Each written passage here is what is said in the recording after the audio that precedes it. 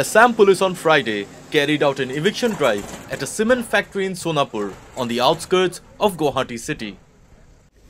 Earlier in the day, a joint team of police and officials reached the site where eviction was carried out as per directions of the district administration and the Guwahati High Court. Officials disclosed that the Purbanchal cement factory in Sarutari area of Sonapur was set up illegally on at least 50 bighas of government land. উচ্চ ন্যায়ালয়ৰ নিৰ্দেশ আৰু আমাৰ জিলা উপায়ুক্তৰ হুকুম মৰ্মে আমি যিমানখিনি ইয়াতে এনক্ৰোচ লেণ্ড আছে সৰুদাৰী ননকে গাঁৱত যোনটো পূৰ্বাঞ্চল চিমেণ্ট কোম্পানীয়ে বেদখল কৰি থৈছে আমি সেইখিনি উচ্ছেদ কৰিবলৈ আজি আহিছোঁ আমি ইতিমধ্যে মাৰ্কিং ষ্টাৰ্ট কৰি পেলাই উচ্ছেদ অভিযানৰ কামখিনি আগবঢ়াব ধৰিছোঁ তাকে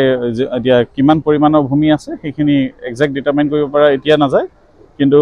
অভিযানৰ পিছত আমি সঠিককৈ ভূমিৰ হেতু কৰিব পাৰিম এতিয়া আন্দাজ কৰা মতে আমি